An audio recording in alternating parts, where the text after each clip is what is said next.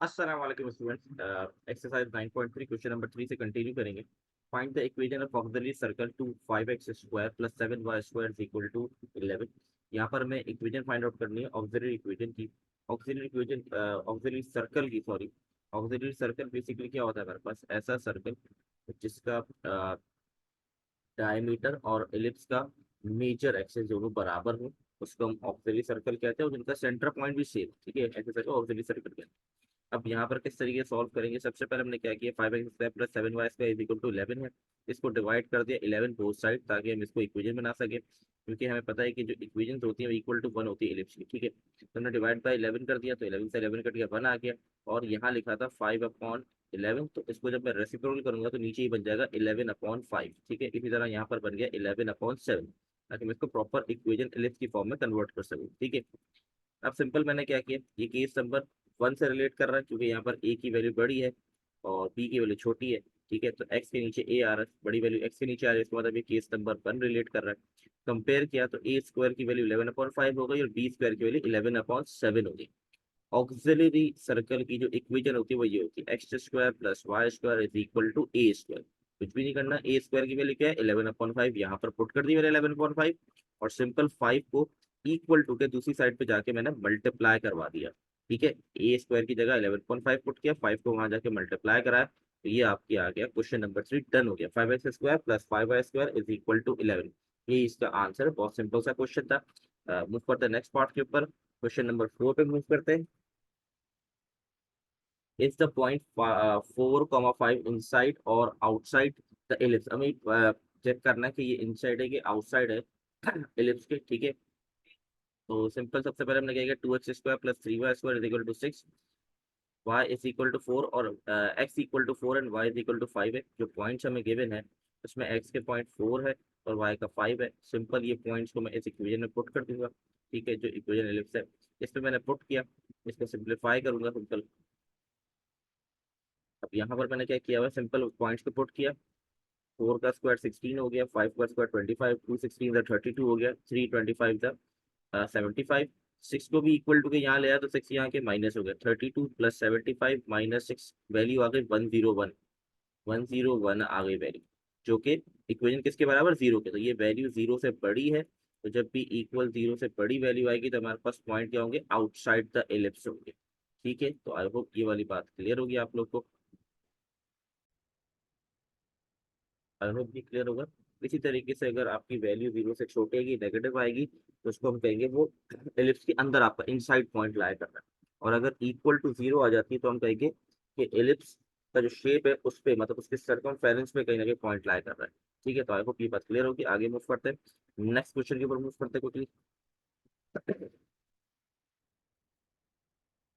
अच्छा, बहुत आसान सा क्वेश्चन है। If the ellipse is 9x² plus 13y² is equal to 170, then find distance between foci, distance between vertices, distance between vertices. तो ये distance निकालना है। एक ही, मतलब तीनों एक ही साथ हो जाएगी, क्वेश्चन सॉल्व बहुत आसान है। देखिए, सबसे पहले equation 9x² plus 13y² is equal to 117 थी। मैं पूरी इक्वेशन को 117 से डिवाइड कर दूंगा, ठीक है, क्योंकि इक्वल टू 1 बनाना, ये मेन कॉन्सेप्ट होता है। ये कट गया, हमारे पास 1 हो गया। 13/17 को डिवाइड करूंगा तो 9 आ जाएगा, 9/117 करूंगा तो 13 आ जाएगा। ये ए की वैल्यू जो है वो बड़ी होती है हमेशा, और वो एक्स के नीचे है, इसका मतलब केस नंबर 1 है। इसको कंपेयर किया तो ए स्क्वायर की वैल्यू 13 आ गई, बी स्क्वायर की वैल्यू 9 आ गई, ठीक है। सबसे पहले ये बात क्लियर कर लें, आई होप ये क्लियर होगा, इसमें कोई मुश्किल चीज नहीं थी, ठीक है। इसके बाद हमारे पास सी। सी कैसे निकलता है? रूट के अंदर ए स्क्वायर माइनस बी स्क्वायर, ए स्क्वायर की वैल्यू 13 है, बी स्क्वायर की 9 है, 9 - 13 के अंदर 4 आ गया, रूट से बाहर आके सी बन गया 2 के इक्वल, ठीक है। आई होप ये चीज भी क्लियर होगी कि मुश्किल चीज, सी की वैल्यू आ गई मेरे पास 2। अब बहुत ध्यान से, पहला पार्ट क्या कह रहा था? Distance between foci. जो फोकाई के दरमियान डिस्टेंस होता है वो बराबर होता है 2c के। ये हमने प्रीवियस कुछ पार्ट 1 और पार्ट 2 किया था, उसके अंदर बहुत सारे पार्ट्स में अप्लाई किया है। हमें लेंथ गिवन होती थी फोकाई की, तो हम लेते थे 2c के बराबर, उसको ले लेते थे। जैसे कि पार्ट नंबर आई थिंक 6 था, क्वेश्चन 2 का, जिसमें फोकाई की लेंथ 12 गिवन था, 2c इज इक्वल टू 12 ले लिया था, ठीक है, या 10 गिवन थे। तो 2c के बराबर होता है आपके पास लेंथ ऑफ फोकाई या डिस्टेंस बिटवीन फोकाई। और c की वैल्यू क्या आई हमारे पास? 2, तो 2 2 आ गया 4, तो इसका आंसर आ गया डिस्टेंस बिटवीन फोकाई 4। इसी तरीके से हमारे पास नेक्स्ट पार्ट जो था वो था डिस्टेंस बिटवीन वर्टिसेस। तो वर्टिसेस होता था 2a के बराबर, ठीक है। डिस्टेंस बिटवीन वर्टिसेस जो है वो 2a के बराबर है। a की वैल्यू √13 है, 2√13 आंसर हो गया। इसी तरीके से लास्ट पार्ट हमारे पास है डिस्टेंस बिटवीन वर्टिसेस, तो ये हमारा होता है 2b के बराबर है, और p की वैल्यू 3 है तो 2 3 6 हो गया। तो ये ए बी सी की वैल्यू निकालने के बाद तीनों के आंसर डायरेक्टली आ गए। कोई सिंपल, बहुत ही सिंपल सॉल्यूशन था इसका, वो क्लियर होगा। अगर प्रीवियस क्वेश्चन का कॉन्सेप्ट क्लियर तो ये बहुत आसान लगेगा। क्वेश्चन नंबर 6 पे मूव करते हैं। Find the eccentricity of the ellipse. Eccentricity निकालनी है इलिप्स के में, ठीक है। Axis are 32 and 24 axis given है, ठीक है। अब ऑब्वियसली बात है, जो बड़ा है 32 वो आपका मेजर हो गया, ये आपका माइनर एक्सिस हो गया।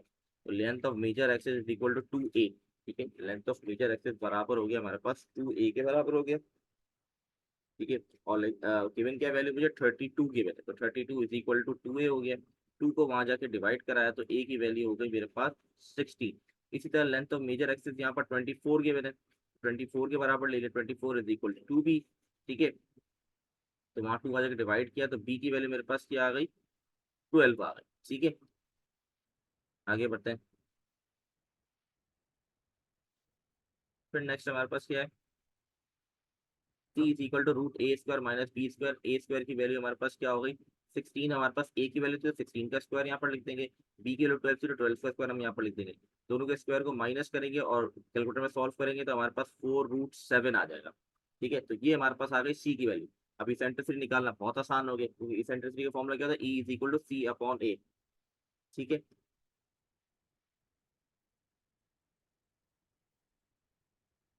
ई सी की वैल्यू 4√7 और ए की वैल्यू हमारे पास जो थी वो 16 थी, तो 4 1 था 4 4 16, तो √7/4 आपका आंसर हो गया।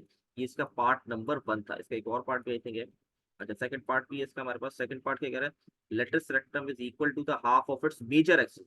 लेटर्स रेक्टम जो है वो बराबर है, latus rectum L dot R letter बराबर है half 1/2 of its major axis. Major axis किसके बराबर था, 2a के बराबर, ठीक है। लेटेस्ट रेक्टम की वैल्यू क्या होती है, 2b² अपॉन a, 1/2 आ गया और मेजर एक्सिस 2a आ गया, ठीक है। यहाँ से 2 से 2 कट डाउन हो जाएगा, ये यहाँ से यहाँ कट करते हैं, सॉरी यहाँ से यहाँ 2 कट डाउन हो गया हमारे पास। यहाँ पर क्या बच गया, a बच गया। a वहां जाके मल्टीप्लाई होगा तो मेरे पास क्या बन गया, a²। तो 2b² की वैल्यू बराबर हो गई a² के, ठीक है। अब इसके अंदर इंपॉर्टेंट क्या है, एक और फॉर्मूला हमने पढ़ा था क्लास के अंदर, क्वेश्चन 2 को जब सॉल्व करते हुए, वो ये था हमारे पास b² is equal to a² 1 minus e², ठीक है। जब आपके पास a और b दोनों की वैल्यूज नहीं होती तब आप ये वाला फॉर्मूला अप्लाई करते हैं। यहाँ पर मैं a और b दोनों की वैल्यूज नहीं और हम निकाल भी नहीं सकते डायरेक्टली, तो इसलिए फॉर्मूला अप्लाई करना पड़ रहा है। अब देखिए a² बराबर है 2b² का, तो a² की जगह आ गया 2b², ठीक है। b² इक्वल टू के 2b² को यहाँ मल्टीप्लाई और वहां जाके डिवाइड हो जाएगा, तो b² से b² कट गया, यहाँ बच गया 1/2, 1/2 और इज इक्वल टू के पास क्या बच गया 1 माइनस e²। 1 माइनस e² वहां जाके पॉजिटिव हो जाएगा, 1/2 यहाँ के नेगेटिव हो जाएगा, ठीक है। फिर इसके बाद सिंपल क्या, 1 माइनस 1/2 को सॉल्व करेंगे तो हमारे पास आ जाएगा e² 1/2, इसका एलसीएम लिया तो 1/2 आ गया। और रूट ऑन बोथ साइड करूंगा तो ई पे जब रूट लगेगा तो ये स्क्वायर से रूट कट जाएगा, और यहाँ पर रूट लगेगा तो 2 पे रूट आ जाएगा, तो ई की वैल्यू आ गई 1/√2। आई होप ये वाला क्वेश्चन भी क्लियर होगा। क्वेश्चन नंबर 7 पे क्विकली आते हैं। क्वेश्चन है फाइंड द इक्विवेलेंट सर्कल, थोड़ा लेंथी क्वेश्चन है, थोड़ा ध्यान से समझिएगा सवाल को। डिफरेंट क्वेश्चन है और ऐसे क्वेश्चंस के लॉन्ग में आने के चांस ज्यादा होते हैं। Find the equivalent circle passing through the focus of parabola. Parabola का फोकस है से पास हो रहा है, जिसकी equation y² plus 8x equal to 0 and foci of ellipse 2x 25x² plus 16y² is equal to 400। यहाँ पैराबोला भी आ गया, एलिप्स भी आ गया, ठीक है। और सर्कल ऑफ इक्वेशन निकाले। सबसे पहले मैंने एलिप्स की इक्वेशन ली, सही है। एलिप्स की इक्वेशन ली और सबसे पहले मैंने इक्वल टू 1 बनाने की कोशिश की, ठीक है। कैसे, डिवाइड बाय 400 कर दिया। डिवाइड बाय 400 किया तो ये मेरे पास इक्वेशन बन गई, इक्वेशन नंबर 2। ये मेरी मेन इक्वेशन थी, इसको डिवाइड बाय 400 किया तो ये मेरे पास सेकंड इक्वेशन आ गई। क्लियरली यहाँ पर जो बड़ी वैल्यू है वो मेरे पास y के नीचे आ रही है, इसका मतलब ये a है, तो ये सेकंड केस बन गया हमारे पास।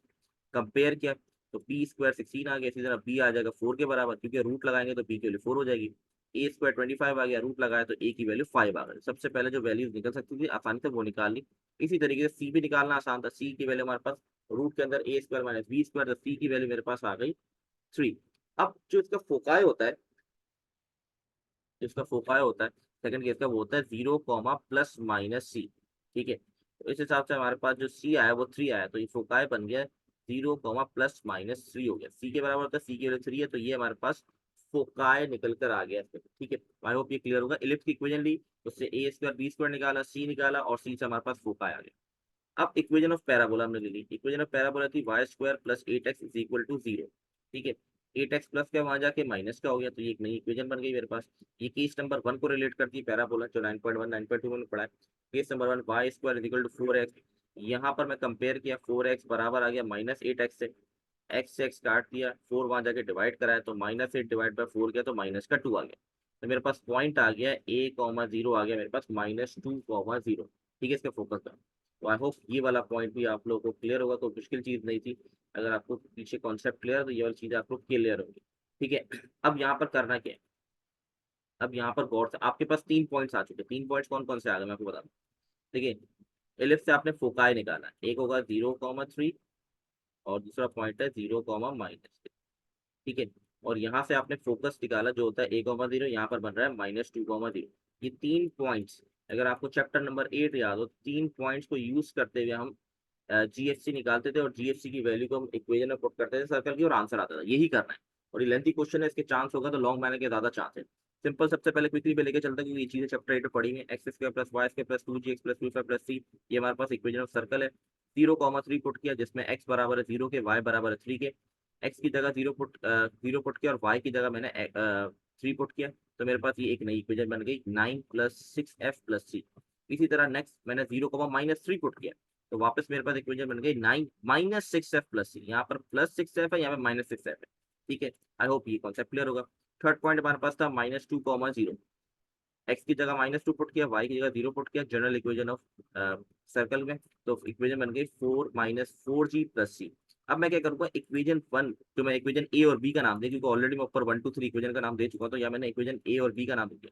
ये दोनों इक्वेशंस को मैं ऐड करा रहा हूँ, क्योंकि यहाँ पे 6f प्लस का है और यहाँ माइनस का है, तो प्लस माइनस के होंगे तो आपस में कट डाउन हो जाएंगे, तो इसलिए मैं इन दोनों इक्वेशंस को क्या करवा रहा हूँ, इक्वेशन ए और बी को मैं ऐड करवा रहा हूँ। जब मैंने ऐड करवाया तो यहाँ पर एफ तो मेरा कट डाउन हो गया, पॉजिटिव नेगेटिव होने के बाद 9 9 + 18 हो गया, सी प्लस सी 2c हो गया। 18 वहां जाके क्या हो जाएगा हमारे पास, माइनस का हो जाएगा, और सी को डिवाइड कराऊंगा तो मेरे पास -18 डिवाइड बाय 2 करेंगे, तो सी की वैल्यू डायरेक्टली मेरे पास क्या आ गई, -9। अब ये -9 जो आई है, इसको मैंने इक्वेशन नंबर 1 में पुट कर दिया। इक्वेशन 1 में पुट किया तो -9 +9 कट गया, 6f बराबर हो गया 0 के, 6 को वहां जाके डिवाइड कराया तो f की वैल्यू मेरे पास 0 आ गई।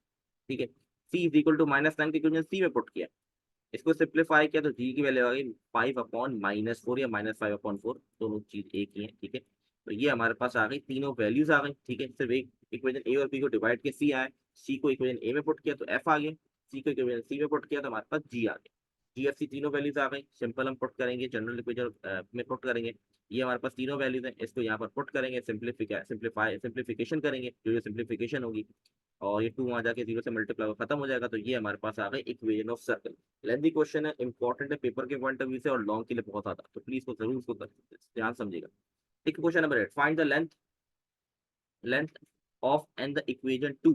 लेंथ भी निकालनी है और equation, the focal radii drawn to a point 4√3,5 ellipse. Okay, तो बेसिकली यहाँ पर हमें लेंथ भी निकालनी है और इक्वेशन भी फाइंड आउट करनी है। ठीक है, उस लाइन की। ठीक है, तो find the length and the focal radii drawn to a point, एक पॉइंट पे फोकल रेडाई ड्रॉ किया गया, फोकस सही है, तो उसकी एलिप्स की इक्वेशन ये है। तो सबसे पहले मैंने क्या किया, वही सेम स्टेप, सबसे पहले =1 लाने के लिए हमने क्या किया, 1600 = लिखा है, तो 1600 से डिवाइड कराया, तो ये मेरे पास इक्वेशन बन गई। फिगर वैल्यू y के नीचे, इसका मतलब केस नंबर 2 है। पी स्क्वायर बराबर हो गया 64 के, ए स्क्वायर बराबर हो गया 100 के, और इसी से मैंने सी की वैल्यू फाइंड आउट कर ली। सी की वैल्यू मेरे पास आ गई 6, तो इसका मतलब आपके पास जो फोकाई आ गया वो आ गया 0, ±6। तो आई होप ये आपको क्लियर होगा, कोई मुश्किल चीज नहीं है। ठीक है, अब सिंपल हमने क्या किया, पॉइंट हमें गिवन है 4√3 5, और एक फोकाई गिवन है। क्या कह रहे हैं, find the length of and the equation 2 the focal radii drawn to the point. तो इसकी बेसिकली लेंथ निकाले हैं, फोकल रेडाई की लेंथ निकालनी, तो हमने क्या किया, एक पॉइंट हमारे पास गिवन है और एक मुझे और ये मैंने फोकाई खुद निकाला, 0, पॉजिटिव लेंगे, नेगेटिव वाली नहीं लेंगे वैल्यू। ठीक है, इन दोनों के दरमियान डिस्टेंस का फॉर्मूला लगाऊंगा तो मेरे पास लेंथ आ जाएगी। सिंपल डिस्टेंस का फॉर्मूला अप्लाई किया, कोई रॉकेट साइंस अप्लाई नहीं की, सिंपल डिस्टेंस का फॉर्मूला अप्लाई किया इन दो पॉइंट्स के दरमियान, तो मेरे पास लेंथ आ गई 7। ठीक है, अब उस लाइन की इक्वेशन अगर मुझे निकालनी है, तो बेसिकली ये हमारे पास फॉर्मूला जिससे हम इक्वेशन निकाल सकते हैं। ठीक है, इस लाइन की equation y-y1 y2 y1 = x - x1 x2 - x। जो ऊपर पॉइंट आपको मैंने दिखाया है, जो लेंथ में हमने यूज किया वही सेम पॉइंट इसके अंदर पुट करेंगे, सिंप्लीफाई करेंगे इसको। सिंप्लीफिकेशन में कोई इशू होता है आप मुझे बता देंगे, कोई मुश्किल चीज नहीं है सिंप्लीफिकेशन, ठीक है। आप सिंप्लीफाई करेंगे, ये क्रॉस जाके उससे मल्टीप्लाई हो जाएगा, माइनस में आ जाएगा, एक्स से मल्टीप्लाई हो जाएगा, सिंपल कैलकुलेट करेंगे तो ये आपके पास इक्वेशन आ जाएगी, और ये हो गया क्वेश्चन टर्न। बहुत आसान सा क्वेश्चन था, ठीक है। कॉन्सेप्ट क्वेश्चन था, अगर क्लियर हो गया कॉन्सेप्ट तो बहुत आसानी से हो जाएगा, ठीक है। और फॉर्मूले याद होना जरूरी है चैप्टर नंबर 7 के, जो स्ट्रेट लाइन का चैप्टर है, ठीक है।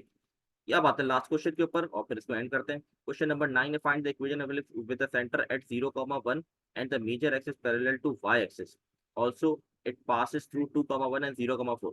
इक्वेशन ऑफ एलिप्स निकालिए, सेंटर जो है 0,1 है, major axis parallel to y axis, जो मेजर एक्सिस है वो पैरेलल है हमारे पास y एक्सिस के। इसका मतलब ये कौन सा केस हुआ, आई होप आप लोगों को क्लियर होना चाहिए केस कौन सा है, ठीक है। केस आप लोगों को पता होना बहुत जरूरी है, केस नंबर हमारे पास 4 बनता है, ठीक है, जब मेजर वाई, ठीक है। ये बात याद होनी चाहिए।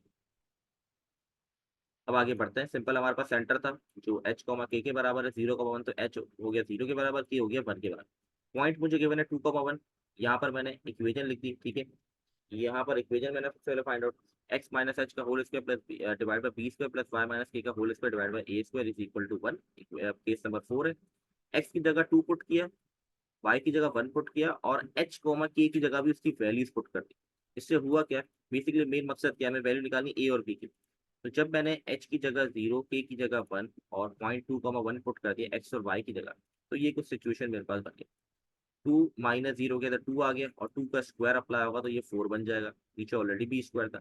यहाँ हो जाएगा 1 माइनस 1 हो गया 0, तो 0 डिवाइड बाई ए स्क्वायर 0 हो जाता है, तो नीचे स्टेप पे मैंने लिखा ही नहीं, ठीक है। तो 4 अपॉन बी स्क्वायर बराबर हो गया 1 के, ठीक है, ये इक्वल है 1 के। बी स्क्वायर वहां चले जाएगा, तो मतलब बी स्क्वायर की वैल्यू क्या हो गई, 4 हो गई मेरे पास, ठीक है। क्लियरली बड़ा आसान सा पार्ट था। अब नेक्स्ट चीज देखिए बड़े ध्यान से, फिर एक और पॉइंट था मेरे पास 0,1, दो पॉइंट्स है ना, 2,1 0, अब मैं 0,4 पुट करूंगा, ठीक है। एच और के अपनी जगह पर रहेंगे, एच 0 है, ठीक है, और के हमारा 1 के बराबर है, ठीक है। पॉइंट हमने चेंज कर दिया, इससे हुआ क्या, इससे बी वाली वैल्यू 0 हो गई पूरी, ठीक है। तो 4 माइनस 1 के 3 आ गया, 3 का स्क्वायर 9 हो गया, 9 upon a square is equal to 1 के बराबर। ए स्क्वायर वहां जाके 1 से मल्टीप्लाई होगा तो ए स्क्वायर की वैल्यू हो गई 9। ए और ए स्क्वायर और बी स्क्वायर की वैल्यू आ गई, तो सिंपल हमने इस इक्वेशन में पुट कर दिया, तो ये हो गया हमारा फाइनल आंसर डन। तो आई होप आप लोगों को क्लियर होगी, अगर कोई भी कंफ्यूजन हो तो आप पूछ सकते हैं, ठीक है। इस वीडियो को यहीं एंड करते हैं, अल्लाह हाफिज।